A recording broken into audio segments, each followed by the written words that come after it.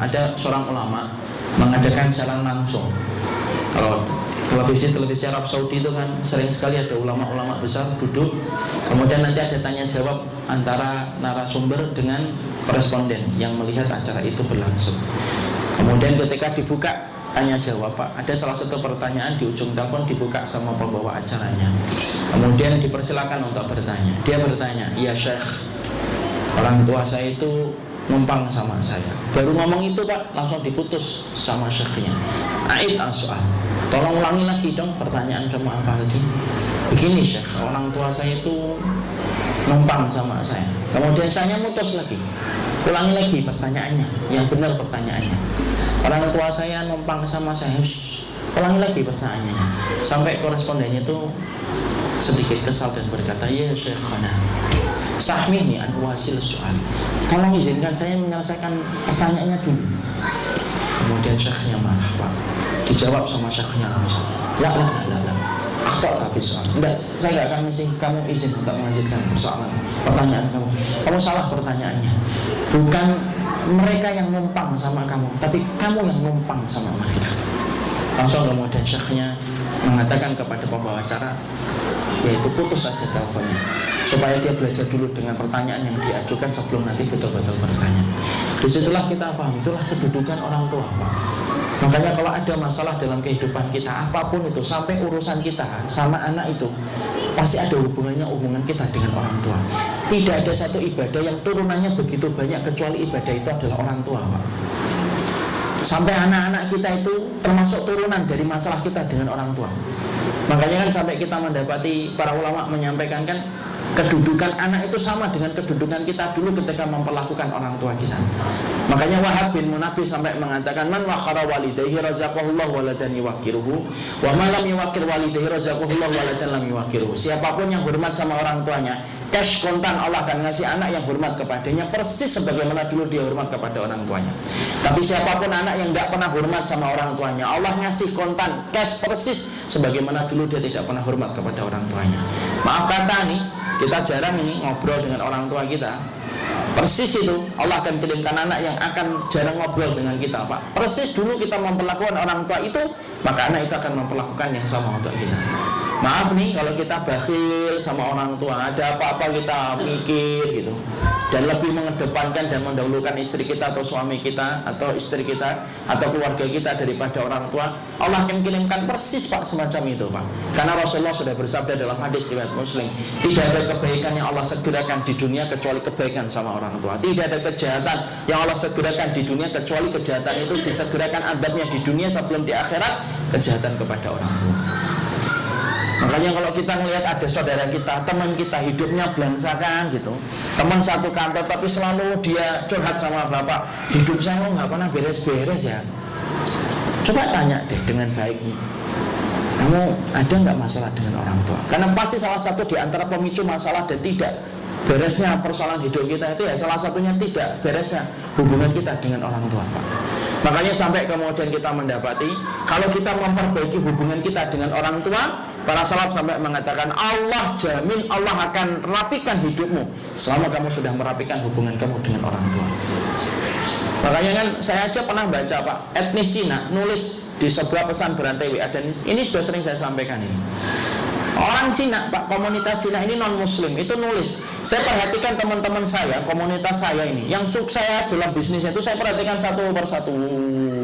Ternyata saya menjumpai dan mendapati teman-teman saya yang sukses itu karena mereka memperlakukan ibu mereka itu kayak raja, rezeki mereka dan bisnis mereka kayak raja. Tapi kalau saya jumpai ada teman saya terlilit utang, terlilit masalah perempuan, masuk penjara, kalah judi, dan semua masalah-masalah kriminal dan pidana yang dihadapi, tidak selesai-selesai itu. Saya perhatikan ini teman-teman saya kenapa ya? Oh, saya selalu mendapati benang merah yang menyamakan satu dengan yang lainnya. Benang merahnya apa? Mereka memperlakukan ibu mereka kayak pembantu, makanya urusan hidup mereka itu kayak pembantu. Jadi inilah yang menjadikan kita memahami dalam surat ini. Kalau kita sering bertanya, loh ini saya ini punya banyak kelebihan, tapi kenapa kok hidupnya belangsakan terus? Itu pasti ada masalah dengan orang tua. Makanya saya maaf ya, Pak, kalau ada anak sudah mulai memburuk-burukkan orang tua, saya tidak mau deket, Pak. Kenapa? Lu sama ibunya aja tidak baik, apalagi sama kita, Pak. Kalau sama ibunya aja sudah tidak berharga, itu semua yang dilakukan ibunya. Padahal kita paham air susunya ibu harus dibalas. Kita harus paham keringatnya seorang ayah itu ada harganya yang harus dibalas dengan baktinya kita kepada mereka. Kok sampai kemudian ada orang walaupun dia tampaknya solih, tetapi kemudian dia memburukkan ibunya, walaupun dia mungkin benar, cara dia memburukkan ibunya di hadapan orang, sudah cukup bagi saya untuk mengatakan dia bukan orang baik di hadapan Allah. Kenapa? Kesolihan itu berbanding lurus dengan tingkat baktinya seorang anak kepada orang tuanya. Dan itu sudah dikenal ijma oleh para ulama salaf terdahulu. Semuanya sepakat tentang itu dan tidak ada yang berbeda masalah itu. Makanya maaf ya, sampai urusan jihad sekalipun, ada orang yang kemudian jihad, matinya juga karena membela kalimat Allah, niatnya ikhlas, fisabilillah dia mati. Tapi kalau dengan dia berjihad disertai dia durhaka sama orang tua, dia bisa langsung masuk surga secara otomatis sebagaimana teman-temannya langsung masuk surga. Dia ditempatkan di tempat yang disebut tempat araf yang tinggi di depan surga, di atas neraka, tapi tidak bisa langsung masuk surga. Kenapa? Karena darah yang menetes ketika berjihad mengharamkan dia masuk neraka. Karena darah kalau netes karena membela kalimat Allah, dia bisa masuk neraka, tapi juga dia nggak bisa masuk surga. Kenapa? Surga tidak pernah dilewati sama orang yang pernah durhaka kepada orang tuanya dan tidak bertaubat. Makanya inilah yang menjadikan kita merhatikan gitu. Kok hidup kita belangsak ini pasti ada hubungan kita yang kurang benar nih sama orang tua kita ini. Bapak kemudian punya utang buahnya tidak selesai utang itu. Padahal sebenarnya secara hitungan bapak itu saya itu sudah bisa menyelesaikan utang itu harusnya. Kok tidak selesai? Ini pasti ada hubungan kita yang kurang ramah dengan orang tua sampai Allah berikan hidup kita agak berantakan dalam masalah itu. Saya punya kisah nyata ini Pak. Ini kisah nyata ini daerah Bekasi, bukan dari Bintaro ya. Karena saya tinggalnya di Bekasi. Saya punya seorang jamaah jualan madu Pak, Habatus Sauda. Jualan madu, jualan Habatus Sauda. Maka ketika beliau jualan madu Habatus Sauda itu pernah ada salah satu konsumennya datang itu termasuk langganan. Itu tampak pada waktu hari itu ketika beli itu kalut gitu, wajahnya itu pucol gitu. Katanya lagi banyak masalah. Ditanya, dia berani, Pak, ada masalah ya Pak. Ya mencoba untuk basa-basi dengan konsumen. Kemudian bapak itu ngomong, iya Pak, saya ada masalah Pak. Apa Pak? Allah memberikan berkah pertemuan mereka itu ngalir aja mereka ngobrol itu. Iya Pak, saya punya anak itu satu semata yang susah betul didiknya itu Pak. Masya Allah. Anak saya itu candu dengan game online Pak, yang sampai menjadikan dia itu pindah dari satu warnet ke warnet yang lainnya. Ini terjadi 4 tahun 5 tahun lalu Pak. Ketika masih ada permainan game online di warnet itu, Ragnarok apa itu yang kemudian orang itu di warnet kalau main. Kalau sekarang kan sudah di game ya, di handphone. Anak saya itu sering tidur di warnet itu. Istri saya sudah kewalahan itu. Setiap malam tuh nyari anak saya di mana ini warnet ini, dan sering bertengkar kalau nyeret anak saya untuk pulang. Kenapa? Yang namanya ibu kan tidak bisa tegas. Akhirnya saya Pak pulang-pulang dari kantor kadang-kadang pengen istirahat gitu. Suasana rumah sudah tegang. Kenapa? Saya harus cari anak saya, harus maksa anak saya pulang. Kadang-kadang akhirnya saya capek, letih. Akhirnya setiap masalah-masalah dikit pun akhirnya jadi besar. Kemudian sang penjual ini Pak, murid saya di Bekasi Timur, itu beliau ngomong gini, maaf nih Pak, saya boleh nanya nggak Pak? Saya boleh. Masih punya orang tua nggak Pak? Masih. Lengkap Pak? Lengkap. Ada masalah nggak sama orang tuanya? Nggak disangka Pak jawabannya ternyata iya, saya punya masalah dengan orang tua. Saya bertengkar sama bapak saya terhadap satu persoalan yang saya anggap prinsip. 4 tahun saya tidak bicara, dan itu berakibat pula saya tidak bisa, akhirnya renggang pula hubungan saya dengan ibu saya. Karena ibu saya menurut saya memihak kepada bapak. Terus kemudian penjual ini berkata, lah Pak, yang namanya anak itu Pak, berapapun kita melakukan kebaikan itu tetap akan dianggap anak oleh orang tua Pak. Dan orang tua ketika memandang kita anak itu ya karena wajar lah, mereka itu orang tua Pak. Gini aja Pak, kalau bapak mau selesai biarin anaknya aja itu, biarin anaknya di situ nyari di warnet. Coba bapak perbaiki saja hubungan bapak dengan orang tua, nanti Allah akan memperbaiki hubungan anak sama bapak. Itulah yang saya dapatkan dari ustadz saya. Memang saya sudah pernah ngajar masalah ini lama, sama di tempat beliau di masjidnya beliau. Coba Pak, akhirnya bapak itu qadarullah itu mungkin berkah ya. penjual itu mungkin orangnya solih betul, nggak marah gitu, diberitahu kayak gitu tuh langsung dia angguk-angguk kepala gitu ya Pak. Iya, coba aja Pak, daripada Bapak nggak pernah nyoba, nggak ada salahnya kan mencoba. Minta maaf aja Pak, namanya anak itu nggak usah lah kita nggak prinsip, nggak prinsip sudah lah Pak. Selama Bapak tidak disuruh pada kekafiran mah Bapak terima aja. Akhirnya singkat ceritanya Pak pulang Pak, beliau ini ke Tegal, orang Tegal, kerjanya di Sudirman sini, di Jalan Jakarta Pusat.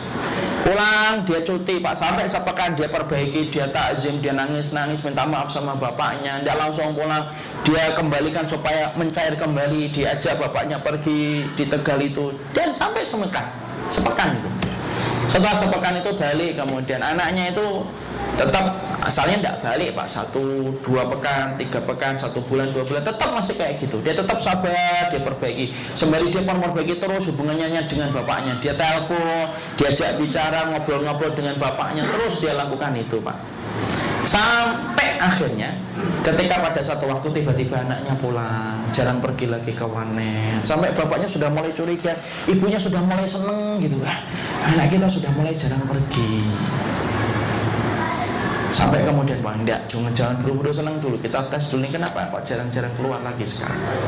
Ditanya kenapa enggak pernah keluar lagi, nah gitu. Anaknya enggak jawab, cuma jawab bosan gitu. Tapi bapak itu yakin ini masih ada masalah. Enggak mau pergi lagi, enggak.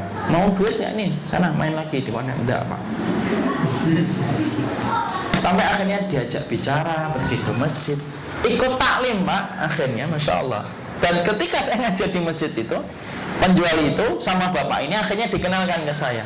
Sampai kemudian dikenalkan anak itu. Setelah dikenalkan, saya sebelumnya nggak ngerti.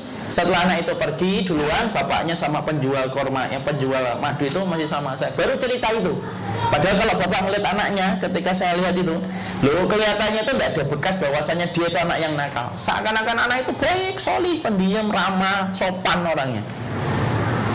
Kapan dia? Bapak itu mengatakan, saya perbaiki hubungan saya dengan orang tua Ustaz, Allah perbaiki kualitas anak sama saya.